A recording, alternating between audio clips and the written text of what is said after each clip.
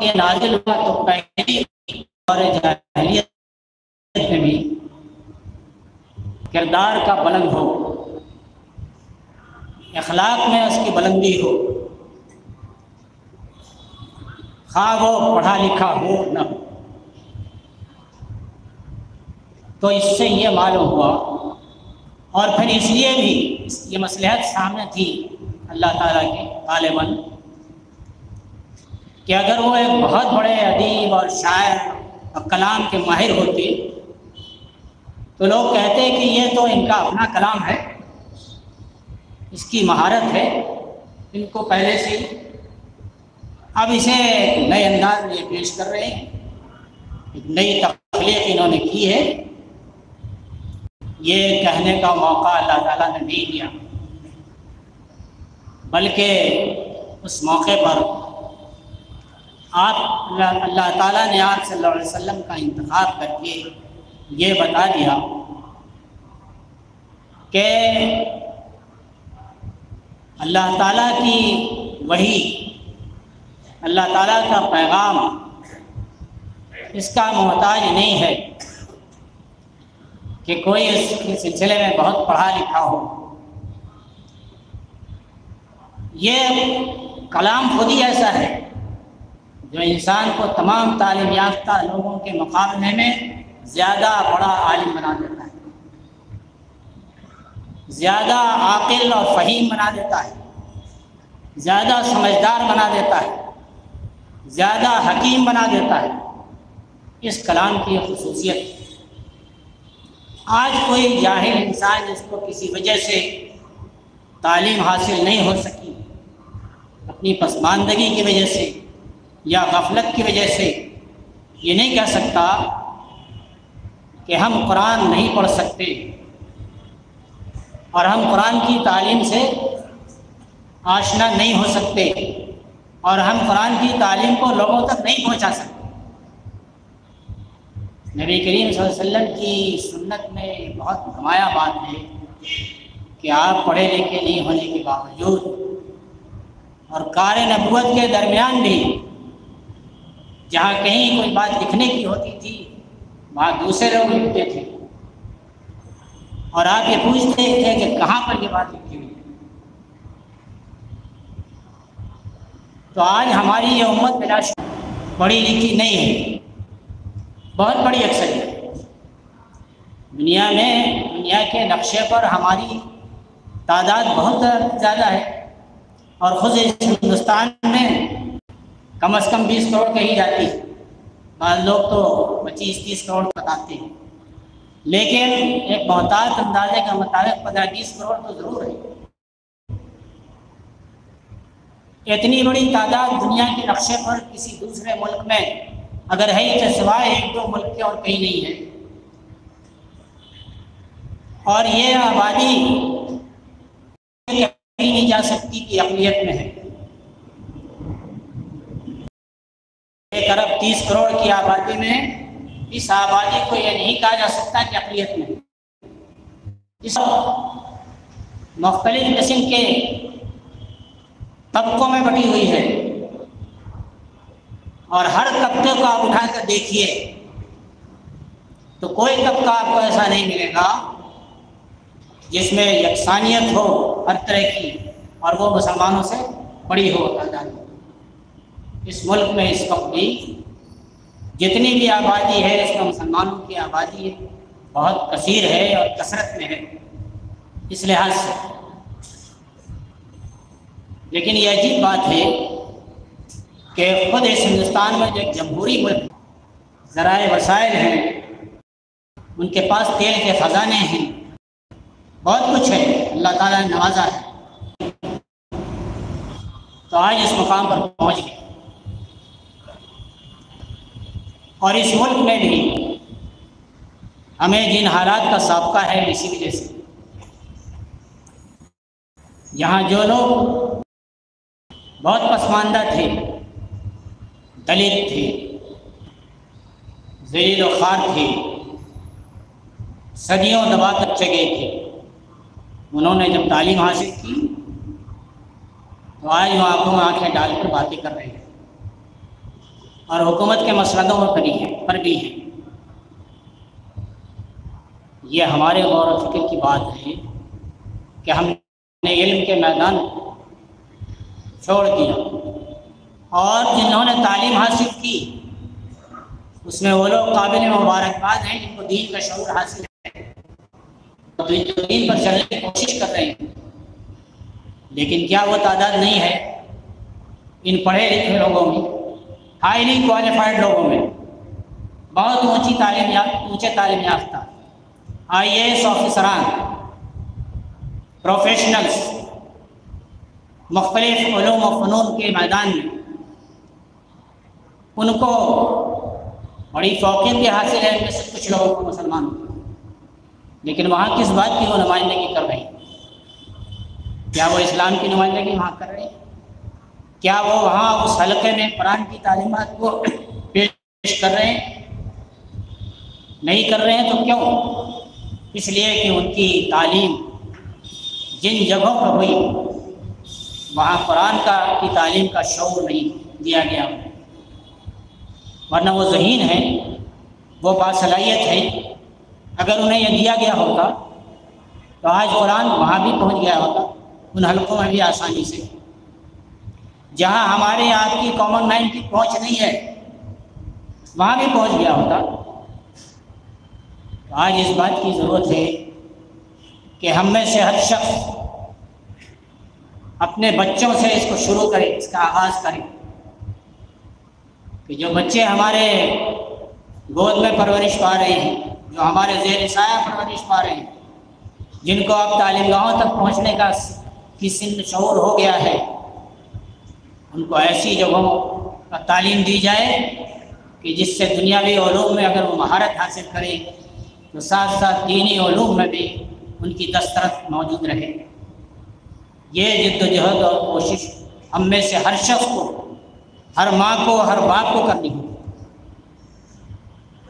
اور پھر یہ دیکھنا ہوگا کہ اگر تعلیم گاہوں کا ماحول وہ نہیں ہے تو انہیں اسلامی تعلیمات اور قرآن کی تعلیمات کے سلسلے میں جو ماحول ملنا چاہیے اس کے لیے کیا تدبیریں اختیار کی جائیں گی، اس کی کچھ تفصیلات ہمارے اس مہم کے کنوینر نے اس ریاست کے آپ کے سامنے بیان بھی کی ہے۔ حضرات و خواتین، اس وقت مسلمانوں کی، جیسا کہ میں نے عرض کیا ہے، بہت بڑی تعداد وہ ہے جو قرآن کو پڑھ نہیں سکتی، سرے سے پڑھی لکھی نہیں ہے۔ ہماری یہ ذمہ داری ہوتی ہے کہ ہم انہیں بھی اس قابل بنائیں کہ وہ قرآن کو پڑھ سکیں، قرآن سے رجوع کر سکیں۔ یہ ہماری ذمہ داری ہے۔ نبی کریم صلی اللہ علیہ وسلم نے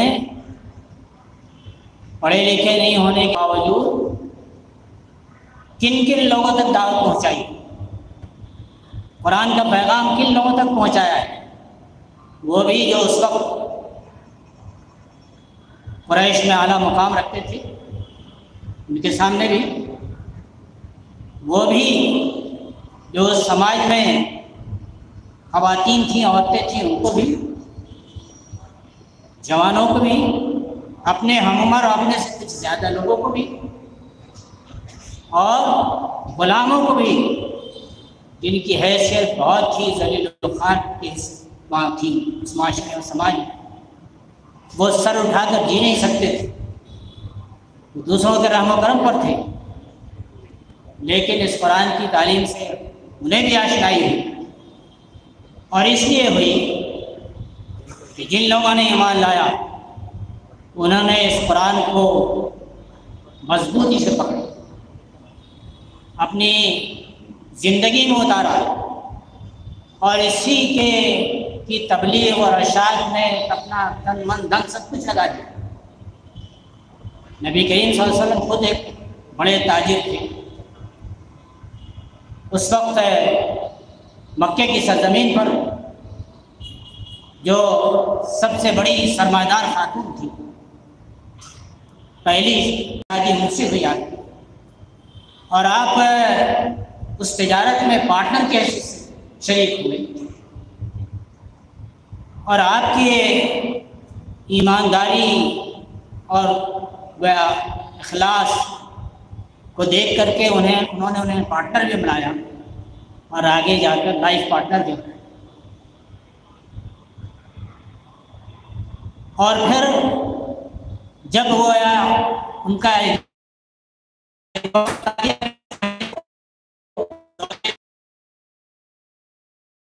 نبی کریم صلی اللہ علیہ وسلم نے اپنا زندگی جب قرآن کی تعلیمات میں جھونک دیا، اللہ عنہ نے اس وقت اپنا سارا سرمایہ زندگی جھونک دیا، اپنے سارے اثاثے جھونک دیے اور آپ کو فکر معاش سے آزاد کر دیا۔ تو غور کرنے کی بات ہے کہ اس کے نتیجے میں ایسا نہیں ہوا کہ مکے میں لوگوں نے ان کو ہاتھوں ہاتھ کیا ہوا کہ اب تو ایک یہاں کی دولت مند خاتون کے شوہر ہیں، اب تو ان کی مخلوق العالی بھی نہیں ہے، معاشی حیثیت سے بھی بہت مضبوط ہے۔ ایسا نہیں ہوا،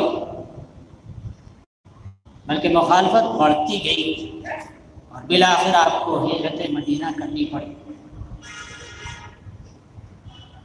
لیکن آپ جانتے ہیں کہ مدینہ پہنچنے کے بعد کیا انقلابات آئے، کیسے آئے، تفصیلات جانے کا اس وقت موقع نہیں ہے، لیکن آپ یہ جانتے ہیں اچھی طرح کہ تعلیم کا اور علم کا اور دنیا کے علوم کا بھی نبی کے وسلم کے سامنے جو ٹارگٹ تھا، اس میں اس دنیا کو پورے طور پر مسخر کرنا تھا اور اللہ کے کلام کے لیے مسخر کرانا تھا۔ تو آپ نے بدر کے قیدیوں کو بھی کا بھی فدیہ صرف یہ مقرر کر دیا کہ ہمارے صحابہ میں کچھ لوگ تعلیم دیں، تمہیں چھوڑ دیا جائے گا، تم سے کوئی مال نہیں لیا جائے گا، کوئی ضمانت نہیں لی جائے گی، انہیں تعلیم دے دو۔ وہ تعلیم کون سی تھی؟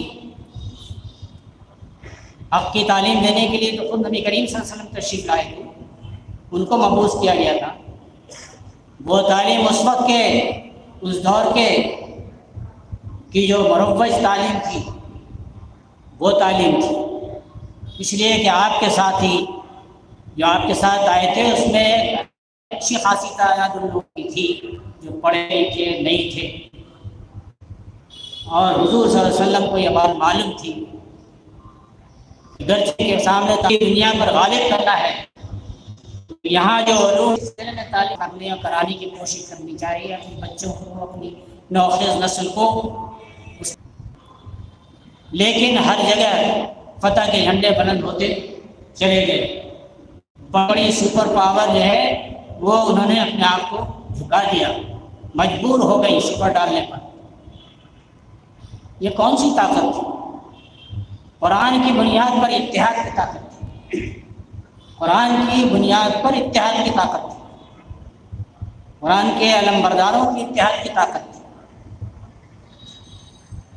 جب پڑھ لکھ چکے تھے وہ ان کی نظریں قرآن کی تفصیلات پر تھی، ایسے صحابہ کرام تھے اور وہ لوگوں کی تعلیم دے رہے تھے قرآن کی روشنی میں۔ نبی کریم صلی اللہ علیہ وسلم کے گزرنے کے بعد بھی وہ لوگوں کی تعلیم و تربیت کرتے رہے قرآن کی روشنی میں۔ تو یہ سلسلہ جاری رہا، آج بھی یہ جاری رہنا چاہیے۔ اہل علم ہوں، علماء کرام ہوں، دانشور ہوں، اوسط درجے کے تعلیم یافتہ ہوں، کم علم ہوں، نادان اور جاہل ہو رہ گئے ہوں، مرد ہوں خواتین ہوں، کہیں بھی ہوں، یہ ان کی ذمہ داری ہوتی ہے کہ وہ اس کلام سے غربت پیدا کرنے کی کوشش کریں، اس سے تعلق قائم کریں۔ قرآن ان کو بہت بلند کر دے گا۔ میری ملاقات ایک ایسے دو اشخاص سے ہوئی ہے جو بالکل پڑھے لکھے نہیں تھے، اور قرآن کو پڑھتے پڑھتے لوگوں سے پہلے اکثر سیکھا کیسے کیا الفاظ بھی، اور پھر قرآن کو پڑھنا شروع کیا ڈائریکٹ، اس کے ترجمے پڑھے ہندی میں، اتنی لیاقت پیدا کر لی کہ جب کسی مسجد میں جاتے اور خطبہ جمعہ میں کوئی بات قرآن و سنت سے ہٹی ہوئی ہوتی تو امام صاحب کے پاس جا کر بے باکانہ کہتے قرآن میں تو یہ ہے یہ ہے یہ ہے، اور آپ نے یہ باتیں کی۔ حیران تھے لوگ، جو آدمی پڑھا لکھا نہیں تھا وہ اتنی لیاقت اس کے اندر صلاحیت پیدا ہو۔ ہر روز وہ شخص ہندی کلام پاک کی 1 یا 2 جلدیں ہمارے دفتر سے لے جاتے تھے اور برادران وطن کو دیا کرتے تھے، اور انہیں یہ بتایا کرتے تھے کہ اس قرآن میں کیا خاص بات ہے، جس کی وجہ سے لوگ اس میں دلچسپی لینے لگتے تھے۔ اور ایک بالکل کم عمر 16 سال کا نوجوان جو غیر مسلم تھا، اس سے ہمارے ایک متفق نے ٹرین میں چلتے ہوئے قرآن کی کچھ خصوصیات کی باتیں کی، لیکن یہ نہیں بتایا اس نے کہا قرآن، انہوں نے کہا بیٹا چلو میرے گھر مسلمان ہیں، اس کے لیے بچے مسلمان ہیں، اور جامعہ ملیہ یونیورسٹی میں لیڈر کے پوسٹ پر پڑھا رہا ہے۔ تو یہ عجیب و غریب انقلابی کتاب ہے۔ ضرورت اس بات کی ہے کہ ہم اپنے اندر یہ تڑپ پیدا کریں کہ اسے ہمارے سینے میں قرآن ہے تو قرآن کی باتیں مستقل کرتے رہتے ہو، آپ کیوں نہیں کہتے؟ اور مین روڈ پر آپ کی دکان ہے، سینکڑوں لوگ روز ادھر سے ادھر جاتے ہیں، آپ کیوں نہیں یہ بات ان سے کہتے ہیں جو آپ ان کتابوں میں یہاں سجا کر رکھے ہوئے ہیں، اس کتابوں میں کیا ہے، کیوں نہیں پیش کرتے ہو؟ میں اگر ایمان لے آیا تو آپ کو بہت خوشی ہے، اور یہ جو ایمان نہیں لائے ان کے سلسلے میں آپ کو کوئی فکر نہیں ہے۔ انہوں نے فرمایا کہ میرا سر شرم سے جھک گیا اس لڑکے کے سامنے۔ تو حضرات، اس وقت یہ مہم اسی لیے چل رہی ہے کہ ہم یہاں لوگ پیاسے ہیں، شدید مخالفت کے باوجود، دشمنی کے باوجود، فرقہ واریت کے باوجود، فسطائیت کے باوجود،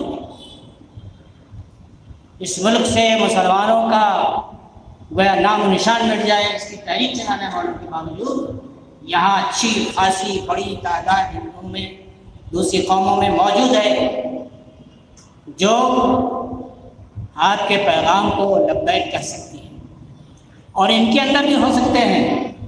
حضرت عمر بھی تو ننگی تلوار لے کے نکلے تھے نبی کریم صلی اللہ علیہ وسلم کا نعوذ باللہ کام تمام کرنے کے لیے، لیکن اللہ تعالیٰ نے اس کلام کی برکت سے وہ 2-4 آیتیں سن کر کے ایمان لے آئے، دنیا پلٹ گئی۔ شدید ترین مخالف آدمی جس سے لوگ تھک تھک کانپتے تھے وہ اس کیمپ پہ آ گیا، اور پہلی مرتبہ آواز بلند ہوئی، اذان کی زور کے ساتھ، اب عمر آ گیا۔ اس کیمپ میں ابھی بھی عمر آ سکتے ہیں، اور ان شدید دشمنان اسلام کے درمیان سے بھی آ سکتے ہیں۔ ہمارے اندر اس بات کی لگن ہو، تڑپ ہو، کوششیں ہوں کہ ہم ان کے تمام ظلم و زیادتیوں کے باوجود ان کے سامنے سپر نہ ڈالیں، بلکہ انہیں بتائیں کہ آپ کس اندھیرے میں ہیں، یہ روشنی ادھر ہے، اس روشنی کو دیکھیے، آئیے اس کی طرف۔ یہ اس وقت ممکن ہے جب وہ آتے ہیں، دیکھتے ہیں مسلمانوں کے معاشرے کو، سماج کو، دیکھتے یہ گندے لوگ ہیں، یہ جاہل لوگ ہیں، یہ تصور ہوتا ہے ان کا۔ یہ نہیں ہوتا کہ ہم تو بڑے اعلیٰ لوگوں کے درمیان آ گئے، ہمارے بچے، ہماری عورتیں، ہمارے مرد، ہمارے نوجوان اگر اس دین اسلام، اس قرآن کے نمبردار ہوں، ان کی زندگیاں بدل جائیں، وہ جو زندگیاں ہیں نظر آئیں گی چلتی پھرتی، وہی جو مکے کی سرزمین پر چلتے پھرتے قرآن نظر آتے تھے اور مدینے میں چلتے پھرتے نظر آنے لگے، دنیا بدل گئی، ہندوستان بھی بدل جائے گا انشاءاللہ، ہندوستان بھی بدل جائے گا انشاءاللہ۔ اور جب ظلم و زیادتیاں اور اندھیرے زیادہ چھا جاتے ہیں تو روشنی وہیں نمودار ہوتی ہے، اور عدل و انصاف کی طلب وہیں پیدا ہوتی ہے۔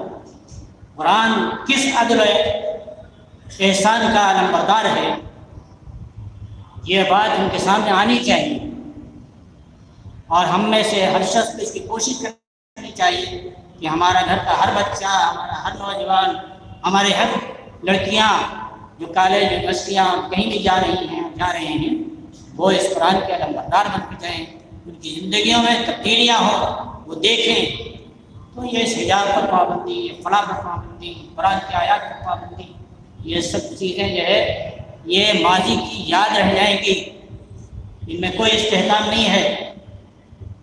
قرآن ہے، باقی رہے گا قیامت تک، باقی سب مٹ جائیں گے، سارے فلسفے ختم ہو جائیں گے، بشرطے کہ ہم اس کے علمبردار بن جائیں۔ برادران اسلام، مرد و خواتین، ہماری گزارش یہ ہے کہ آپ اس مہم کے سلسلے میں اسے جماعت اسلامی کی مہم نہ سمجھیں، اسے قرآن کی مہم سمجھیں اور اسے اپنا لیں اپنے عمل میں، اپنے قول میں، اپنی زندگیوں میں، اور اس کے لیے یکسو ہو جائیں اور مسلسل اس کے لیے فکر مند ہو جائیں اور کوشاں ہوں۔ انشاءاللہ انقلاب آپ کے دروازے پر دستک دے گا۔ کوشش شرط ہے، اللہ تعالیٰ کے یہاں کوشش شرط ہے، وہاں کوالیفیکیشن نہیں دیکھا جائے گا، دولت نہیں دیکھی جائے گی، کوششیں نہیں دیکھی جائیں گی، دیکھا جائے گا انسان کا اخلاق، اس کا کردار، اس کے سامنے ایڈیولوجی، وہ کس عقیدے اور کس نظریے کا حامل ہے یہ دیکھا جائے گا۔ وہاں بھی کسی کی قدر نہیں بتاؤں گی، آج بھی کسی کی قدر نہیں بتاؤں۔ اس دنیا میں وہی قومیں اس وقت بلند ہیں جن کے پاس کچھ ایڈیولوجی ہے، کچھ نظریات ہیں، اور ان نظریات کو لوگوں کے سامنے پیش کرنے کی وہ صلاحیت رکھتے ہیں، انہوں نے اپنے اندر وہ صلاحیتیں پیدا کی ہیں، وہ ساری دنیا ان کی تصویر کر رہی ہے، ٹیکنالوجی کے ذریعے انہوں نے اس مقام کو حاصل کر لیا، اب ٹیکنالوجی کے پیچھے ساری دنیا چل رہی ہے۔ تو یہ وسائل صرف ان کی چیز نہیں، ان کی ملکیت نہیں، ہم اسے اپنا سکتے ہیں، اسے دیکھ سکتے ہیں، اس کے ذریعے ہم بہت کچھ تبدیلیاں لا سکتے ہیں۔ بہرحال ابھی صدارتی کلمات ہونے باقی ہیں، اس لیے میں زیادہ گفتگو نہیں کرنا چاہتا اور اس میں حائل نہیں ہونا چاہتا۔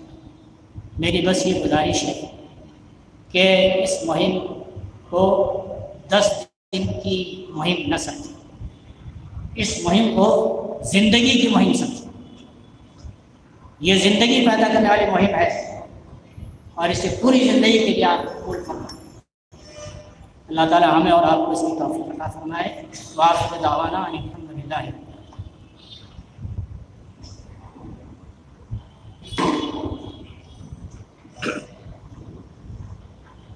جزاک اللہ خیر۔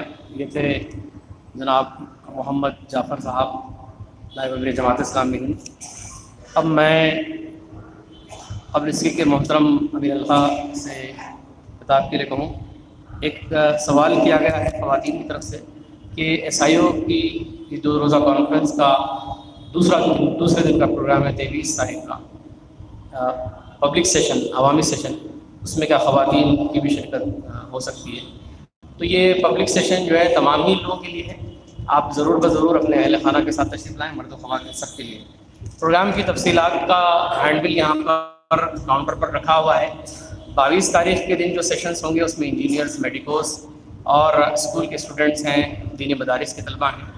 پھر اسی طریقے سے 23 کا جو خطاب عام ہے، خاص طور سے آپ تمام سے گزارش ہے کہ اپنے اہل خانہ کے ساتھ ضرور بضرور ایگزیبیشن گراؤنڈ پر جو ہے آپ تشریف لائیں، تاکہ نوجوانوں کی ہمت افزائی ہو سکے اور موجودہ حالات کے اندر اس پبلک سیشن کے ذریعے سے ہم ایک اچھا میسج جو ہے عوام تک پہنچا سکیں۔ میں اب محترم حامد محمد خان صاحب امیر جماعت اسلامی ہند حلقہ تلنگانہ سے گزارش کرتا ہوں کہ وہ صدارت کی بات کریں۔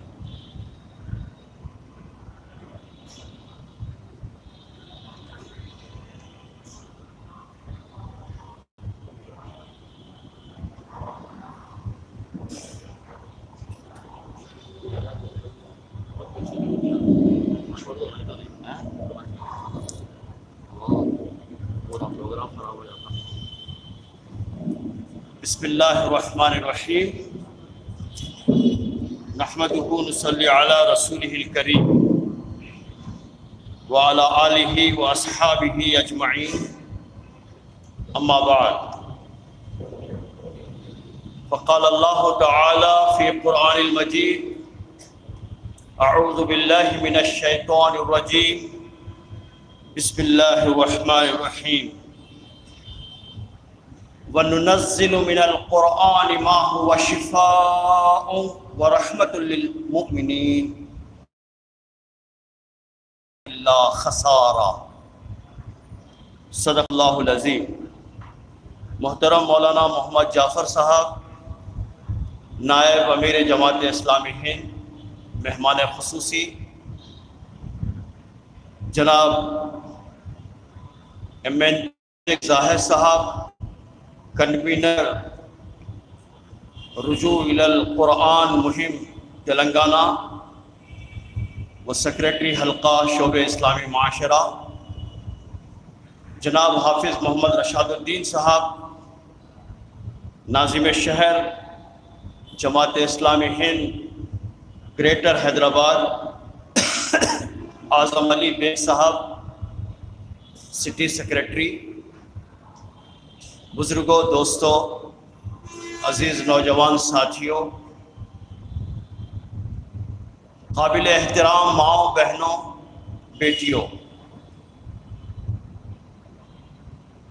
یہ ہمارے لیے باعث شرف رہا کہ آج ہماری دعوت پر مولانا یہاں تشریف لائے اور صحت کی ناسازی اور گوناگوں مسائل کے باوجود ایک طویل سفر کرتے ہوئے وہ ہمارے درمیان موجود ہیں، اور پھر مزید سفر باقی ہے۔ میں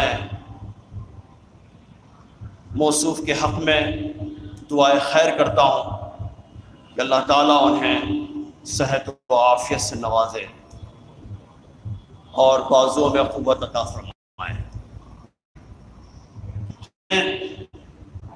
افتتاحی کلمات، پھر مہم کا تعارف اور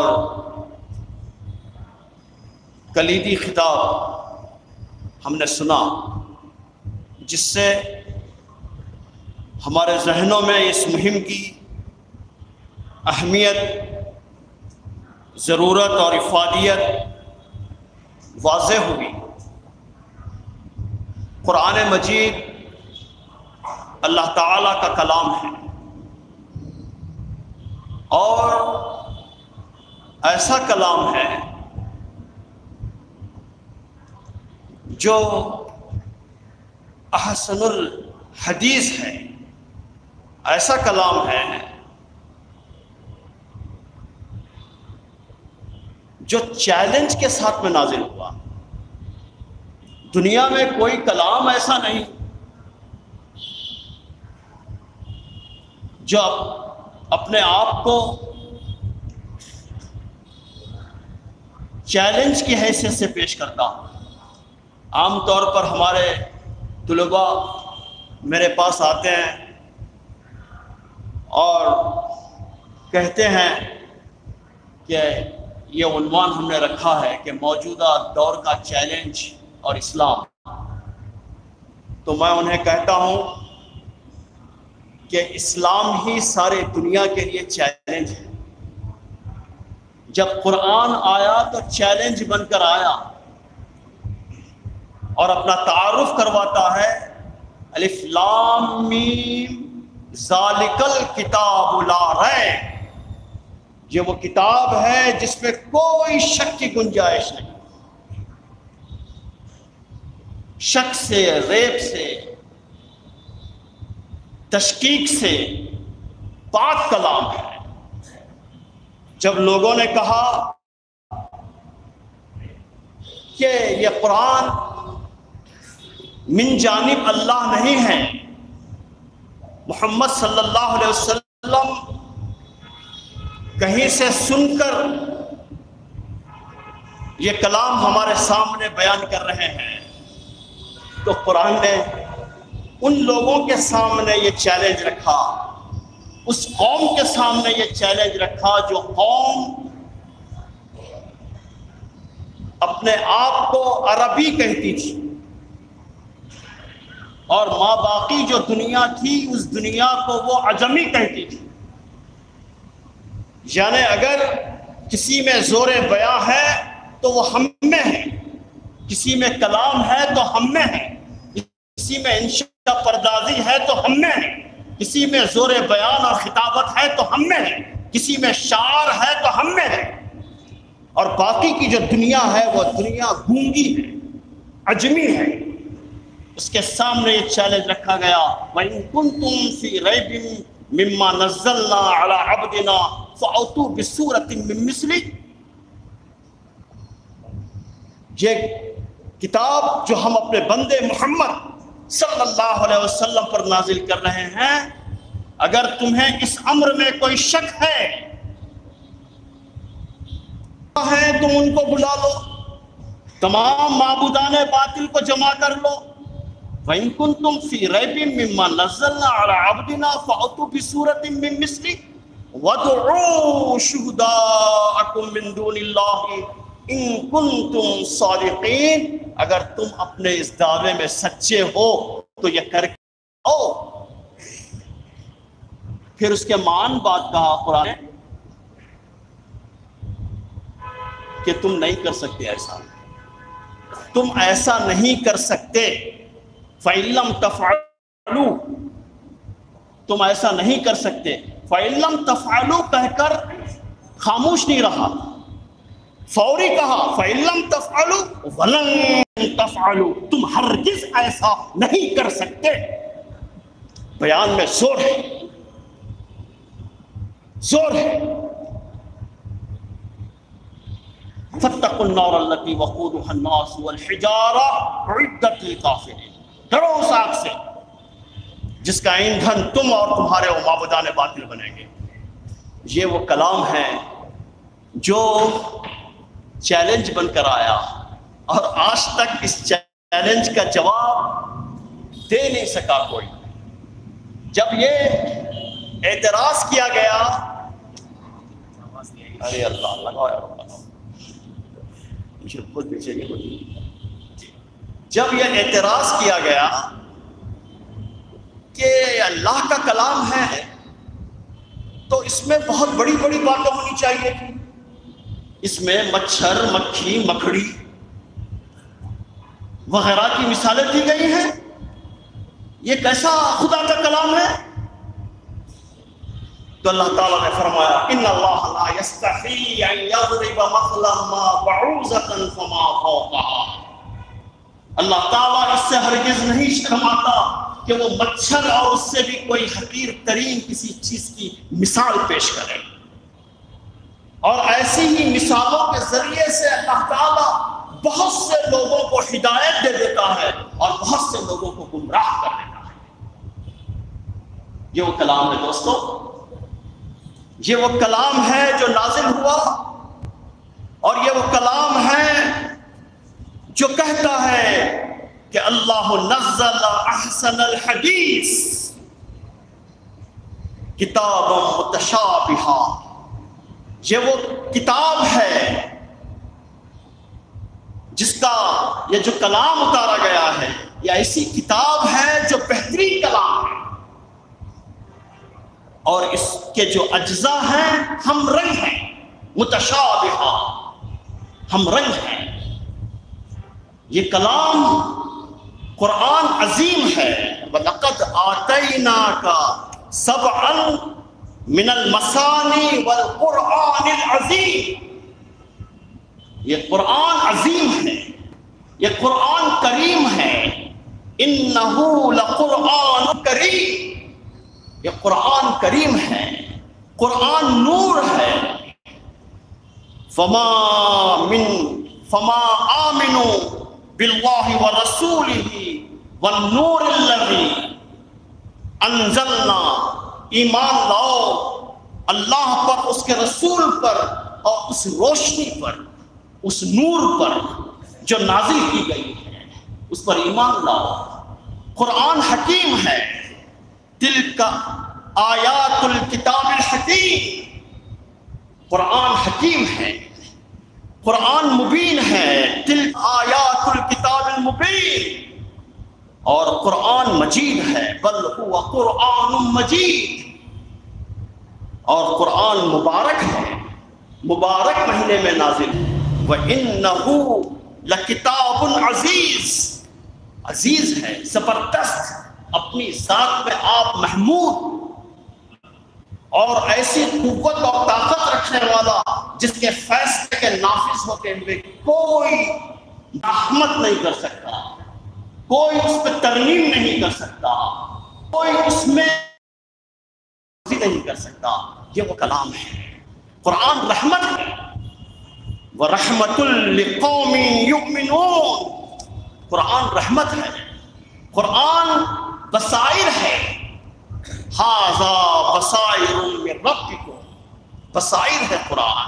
قرآن خدا ہے، ہدایت ہے. جس کو مسلمانوں نے فراموش کر دیا، جس کو مسلمانوں نے بھلا دیا، جس کے نتیجے میں آج مسلمانوں کی جو ذلت ہے، جو مسلط ہے، باعوا بغضب من اللہ ہے، آج جو بے نظری ہے، بے وقتی ہے، اس کی اہم ترین وجہ مسلمانوں نے قرآن کے ہدا ہونے کو، کہ کتاب ہدایت ہونے کو، مسلمانوں نے کتاب کو کتاب ثواب تو سمجھا، لیکن انہوں نے اس کو کتاب ہدایت نہیں سمجھا. ہدی للمتقین، ہدایت ہے متقین کے لیے. قرآن علم ہے. الذی جعلک من العلم، قرآن علم ہے، اور قرآن فرقان ہے. تبارک الذی نزل الفرقان، اور پھر قرآن ذکر ہے، ذکرہ ہے. کلا انہا تذکرہ، آگاہ ہو جاؤ، ایک یاد دہانی ہے، آگاہ ہو جاؤ، یاد دہانی ہے. قرآن بشرا ہے. ہدی و بشرا للمؤمنین، یہ بشرا ہے، یہ بشارت دینے والی کتاب ہے. اور قرآن نذیر ہے. ھذا نذیر، یہ ایک تنبیہ ہے، ایک وارننگ ہے. اور قرآن موعظت ہے، موعظت ہے قرآن. یا ایھا الناس قد جاءکم موعظۃ من ربکم، اے لوگو تمہارے رب کی طرف سے ایک موعظت آ گئی ہے. قرآن شفا ہے. وشفاء ما فی الصدور، تمہارے دلوں کی تمام بیماریوں کے لیے شفا ہے، تمہارے اذہان کے تمام بیماریوں کے لیے شفا ہے، تمہاری فکری بیماریوں کے لیے شفا ہے، تمہاری اخلاقی بیماریوں کے لیے شفا ہے، اور تمہارے طرز عمل کی جو بیماریاں پائی جاتی ہیں وہ سب کے لیے شفا ہے. اور قرآن روح ہے، روح.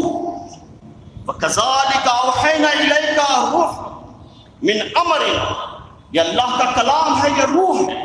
تو دوستو، ایسا کلام جو نازل ہوا، اس کلام کے سلسلے میں مسلمانوں نے روح گردانی کا رویہ اختیار کیا، چشم پوشی کا رویہ اختیار کیا. یقیناً قرآن سے مسلمان محبت رکھتا ہے. قرآن اس کی نظروں میں بڑی عظیم کتاب ہے. قرآن کے خلاف اگر ذرہ برابر اس کی شان میں اگر کوئی گستاخی کرتا ہے تو وہ میدان میں آ جائے گا، وہ اپنی جان آخری کے حوالے کر دے گا.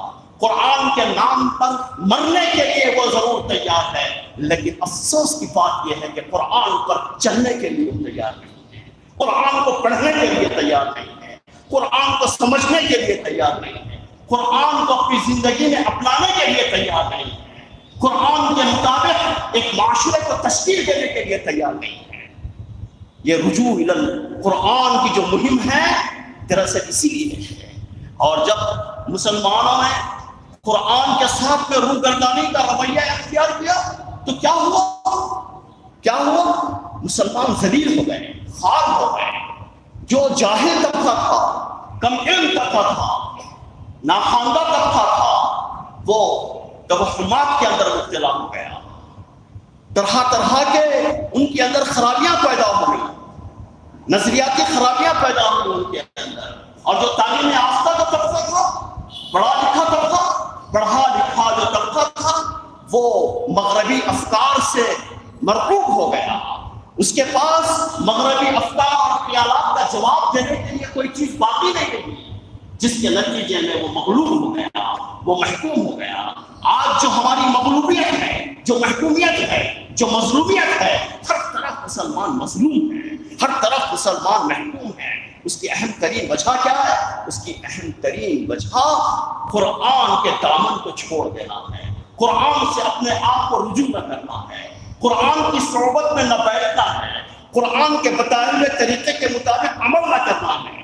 یہ ہے اس اہم چیز جس کو علامہ اقبال نے صرف ایک لفظ کے اندر بیان کر دیا، وہ معزز تھے زمانے میں مسلمان ہو کر، وہ معزز تھے زمانے میں مسلمان ہو کر، اور تم خوار ہوئے تاریخ قرآن ہو کر۔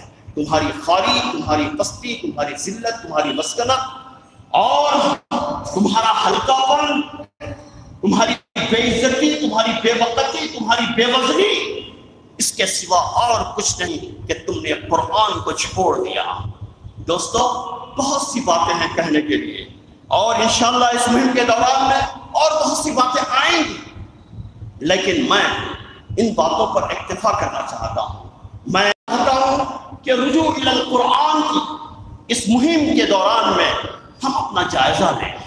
آئیے ہم اپنا جائزہ لیں گے۔ ہم میں کتنے لوگ ہیں جو قرآن پڑھ سکتے ہیں؟ اب تو لوگ رومن انگریزی پڑھ رہے ہیں۔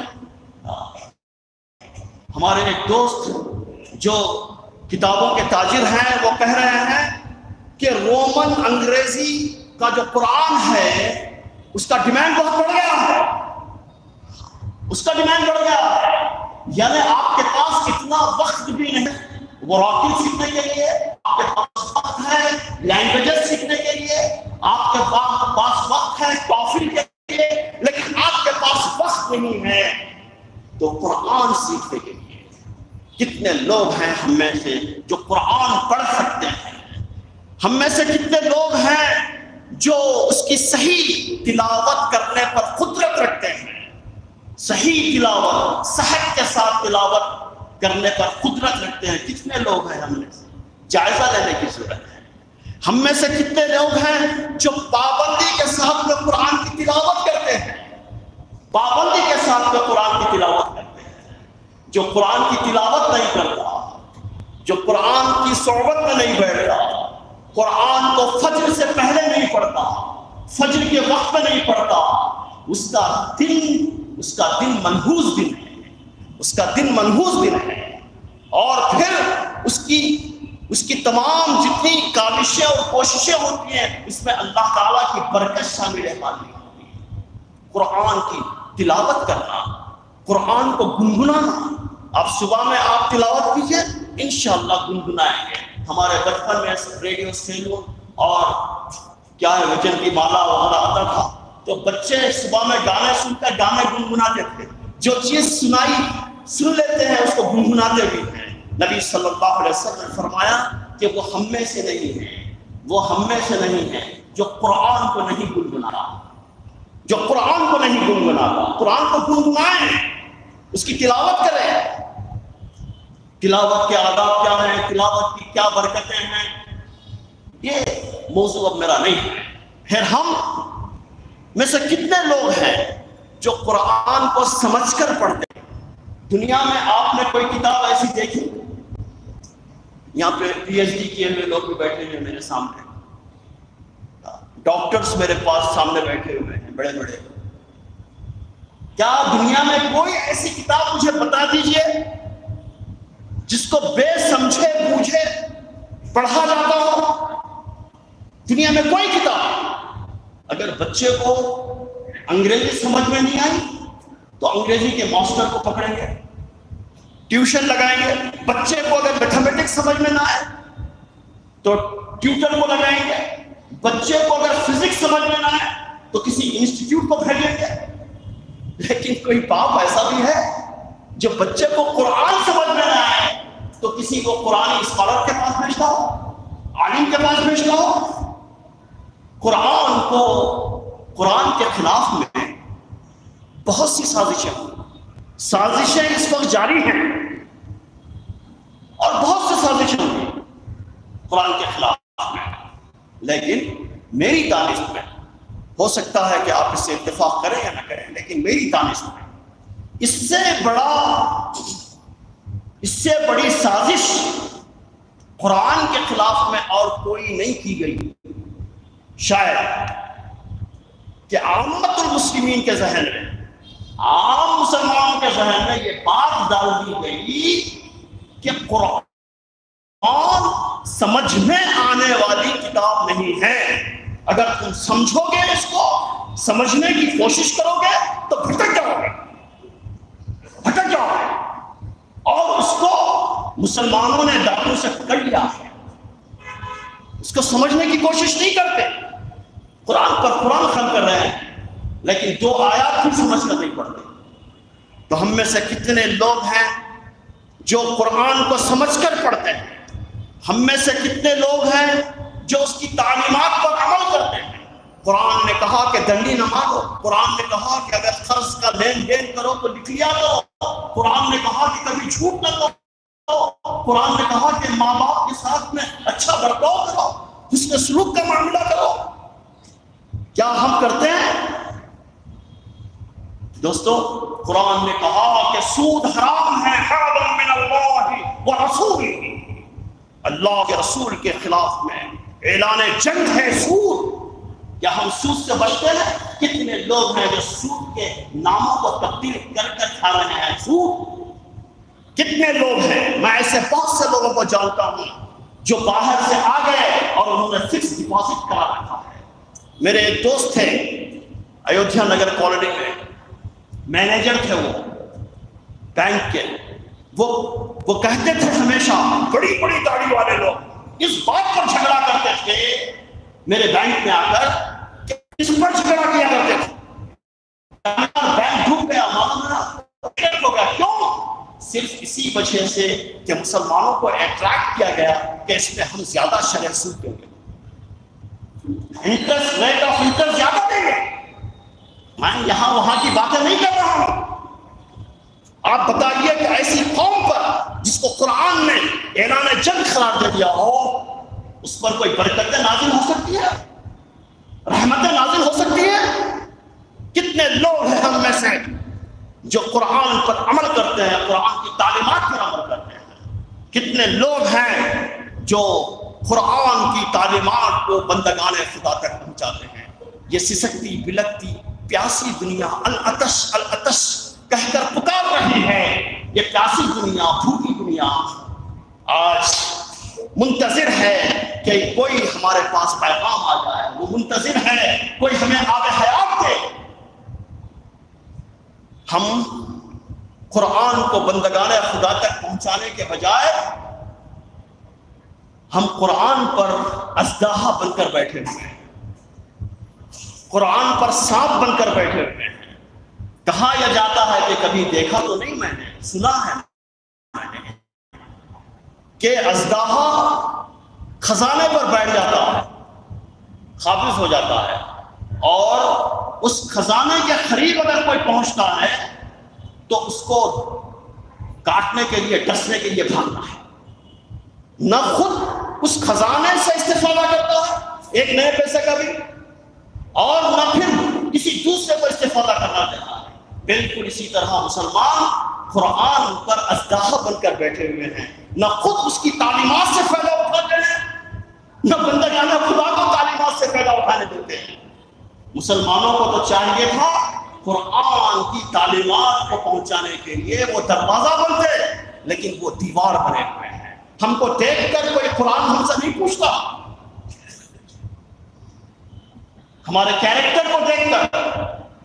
دوستو کتنے لوگ ہیں جو قرآن کو پہنچاتے ہوں بندگان خدا میں؟ کتنے لوگ ہیں جو قرآن کے مطابق اپنا گھر بنانا چاہتے ہوں؟ گھر بنانے کا مطلب کسی اچھے آرکیٹیکٹ سے ڈیزائن لینا نہیں ہے، مراد قرآنی تعلیمات آپ کے گھر میں نافذ ہوں، آپ کے گھر میں وہ تعلیمات نافذ ہوں، وہ آداب نافذ ہوں جو قرآن کہتا ہے. کتنے لوگ ہیں جو قرآن کے مطابق ایک قرآنی سوسائٹی بنانے کے لیے تیار ہیں؟ کتنے لوگ ہیں ہمیں سے؟ قرآنی سوسائٹی کیا ہے؟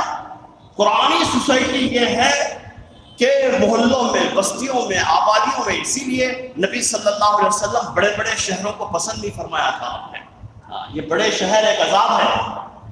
قصبات بہت اچھے ہوتے ہیں، دیہات اور گاؤں بہت اچھے ہوتے ہیں. تو دیہات کے لوگ، گاؤں کے لوگ، کالونیز کے لوگ، بستیوں کے لوگ، سب لوگ ایک جگہ جمع ہو جائیں. ایک بستی کے لوگ جمع ہو جائیں، ایک کالونی کے لوگ جمع ہو جائیں، اور اس میں مرد بھی ہوں، عورتیں بھی ہوں، تعلیم یافتہ بھی ہوں، کم تعلیم یافتہ بھی ہوں، سب لوگ ہوں، اور ایک عہد کریں. کیا عہد؟ کہ ہماری بستی میں، ہماری کالونی میں قرآن کے خلاف کوئی کام نہیں ہوتا، ہم قرآن پر عمل کریں گے. تو اگر ہم قرآن پر عمل کرنے لگ جائیں گے تو وہ بستی، وہ آبادی، وہ کالونی کیسی ہوگی؟ وہ کالونی ایسی ہوگی کہ اس میں محبت ہوگی، الفت ہوگی، رحمت ہوگی، ہر طرف سلام ہی سلام ہوگا. بچے بڑوں کی قدر کریں گے، بڑے بچوں کے ساتھ شفقت کے ساتھ میں پیش آئیں گے. کوئی ضعیف آدمی کوئی وزن چیز لے کر جا رہا ہو کالونی میں، بستی میں، تو کئی ہاتھ آگے بڑھ کر کہیں گے کہ خالو جان، چچا حضرت، یہ وزن آپ ہم کو دے دیجیے، ہم کہہ کے لیے ہم آپ کے گھر پہنچا دیتے ہیں. وہ بستی اور وہ آبادی ایسی ہوگی جس کے اندر ایک باپ اپنی بیٹی کو کالج بھیج کر، اسکول بھیج کر اطمینان کا سانس لے گا. وہ بستی اور آبادی ایسی ہوگی جس میں دلہنیں نہیں جلیں گی، جس میں دلہے نہیں بکیں گے. وہ بستی و آبادی ایسی ہوگی. پڑوسی دوسرے پڑوسی کے گھر کے سامنے کچرا نہیں ڈالے گا، ایک پڑوسی دوسرے پڑوسی کے گھر کے سامنے نالی نہیں نکالے گا. اس کے اندر ہمدردی ہوگی، غمگساری ہوگی. کسی کا اتفاق سے انتقال ہو جائے تو سب لوگ تدفین کے اندر شریک ہوں گے، نماز جنازہ کے اندر شریک ہوں گے، تعزیت کریں گے. اور شہروں کا حال کیا ہے؟ شہروں کا حال یہ ہے کہ جب تک گھر کے سامنے ڈیرا نہیں لگا، اس وقت تک تو محلے کے، کالونی کے لوگوں کو معلوم ہی نہیں ہوتا کہ کسی کا انتقال ہوا. بعض لوگ تو ڈیرے کی ضرورت اگر نہیں ہے بھی تو ڈیرا لگاتے ہیں، اس لیے کہ معلوم ہو جائے لوگوں کو. اور صورتحال یہ ہے کہ دیکھیے کہ ایک کوا اگر مر جاتا ہے، میں نے بندر کو مرتے ہوئے میں نے دیکھا اپنے آنکھوں سے، نرمل میں دیکھا میں نے. بندر مر گیا تو ہزاروں بندر جمع ہوئے، ہزاروں بندر، اور ایک بڑا بندر آیا اور آ کر سرٹیفائی کیا واقعی مر گیا. اس کے بعد میں بندر تمام لے کر اس کو جنگل میں لے کر چلے گئے. اور کہاں لے گئے نہیں معلوم. لوگ بتاتے ہیں کہ دفناتے ہیں، بندر دفناتے ہیں. بندر مر جاتا ہے تو ہزاروں بندر جمع ہوتے ہیں، کوا مر جاتا ہے تو ہزاروں کوے جمع ہو جاتے ہیں. لیکن افسوس کہ ایک مسلمان کی موت ہوتی ہے تو کوئی مسلمان نہیں آتا، تعزیت نہیں آتا. ایسا کیوں ہوا؟ اس لیے کہ ہم نے قرآن کو چھوڑ دیا، رحمت کے پیغام کو چھوڑ دیا، رحمت للعالمین صلی اللہ علیہ وسلم کے طریقے کو چھوڑ دیا. کسی کا انتقال ہو جائے محلے میں، اگر وہ معاشرہ قائم ہو جائے قرآنی معاشرہ، تو کیسا ہوگا کہ کسی کا انتقال ہو جائے تو سب لوگ اس میں شریک ہوں گے. تدفین کے بعد آئیں گے، بڑے اپنے طور پر پرسہ دیں گے، تعزیت پیش کریں گے، اور نوجوان اپنے طور پر تعزیت پیش کریں گے، پرسہ دیں گے. خالہ جان، خالو حضرت کا انتقال ہو گیا، وہ ہمارے مسجد کے مصلی تھے، وہ چلے گئے، ایک دن ہم کو بھی جانا ہے، لیکن خالہ جان خالو حضرت کے انتقال کے نتیجے میں آپ کو اور آپ کے بچوں کی پرورش کے لیے لوگوں کے گھروں میں برتن دھونے، کپڑے دھونے، پوچھا مارنے کی ضرورت نہیں ہے، اس لیے کہ ہم نے مسجد کے اندر، محلے کی مسجد میں ہم نے ایک اسلامی بیت المال قائم کر رکھا ہے، اس کے ذریعے سے ہم آپ کے لیے اور آپ کے بچوں کے لیے ہم وظیفہ جاری کر رہے ہیں۔ یہ وہ معاشرہ ہوگا، اس معاشرے کے قیام کے لیے کتنے لوگوں کے پاس تصور پایا جاتا ہے، کتنے لوگوں کے پاس یہ جذبہ پایا جاتا ہے، کتنے لوگ ہیں جو اس جذبے سے سرشار ہیں کہ آج باطل دندناتا ہوا پھر رہا ہے، آج باطل غالب ہے، آج شیطان اور شیطان کی ذریت اور آدم کی اولاد میں جو شریر نفس قسم کے لوگ ہیں وہ انسانوں کی قسمتوں کے باغوں کے مالک بنے ہوئے ہیں، قوانین ان لوگوں کے چل رہے ہیں، اللہ کا قانون مسجد کے اندر محصور ہے، خانقاہوں کے اندر بند ہے، سینوں کے اندر محصور ہے، بند ہے۔ کہ کتنے لوگ ہیں جن کے اندر یہ جذبہ پیدا ہوتا ہو کہ اللہ کا قانون دبنے کے لیے، اللہ کا قانون باطل کے تحت ماتحتی کرنے کے لیے، باطل کی دی ہوئی گنجائشوں، باطل کے دیے ہوئے کنڈیشن سے فائدہ اٹھانے کے لیے اللہ کا قانون نافذ نہیں ہوا، بلکہ اللہ کا قانون غالب ہونے کے لیے نافذ ہوا، غالب ہونے کے لیے نافذ ہوا۔ کتنے لوگوں کے اندر یہ جذبہ پایا جاتا ہے۔ رجوع الی القرآن کی اس مہم کے ذریعے سے ہم ان جذبوں کو بیدار کریں اور اسی کے ذریعے سے ہم عروج پا سکتے ہیں، امامت پا سکتے ہیں، قیادت پا سکتے ہیں، دنیا کو صحیح معنی میں رہنمائی ہم دے سکتے ہیں، اور پھر ہمیں اپنے رویے کو بدلنا چاہیے اور ہم رجوع الی القرآن کی اس مہم کے اندر ہم ایکچولی پارٹیسپیٹ ہوتے ہوئے اپنے گھروں اور اپنی بستیوں اور اپنی آبادیوں میں دروس قرآن کی محفلوں کا آغاز کریں۔ میرا تجربہ ہے کہ جن جن محلوں بستیوں کے اندر دروس قرآن کی محفلیں ہوئی وہ محلے بدل گئے، ان کی کیفیت بدل گئی، وہاں کے افراد کی اخلاقی کیفیت بدل گئی۔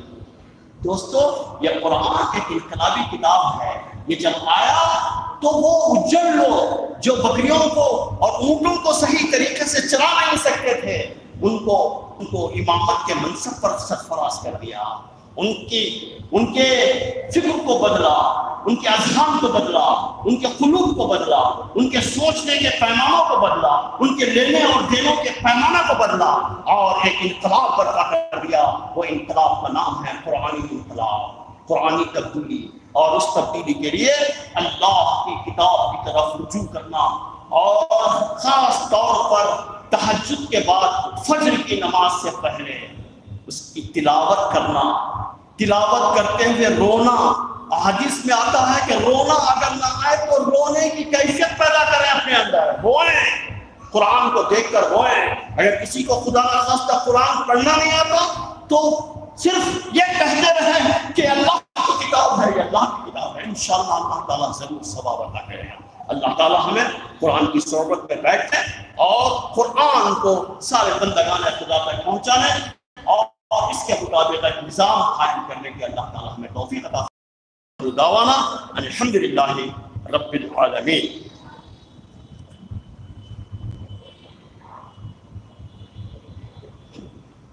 جزاک اللہ خیر۔ یہ تھے محترم امیر خان۔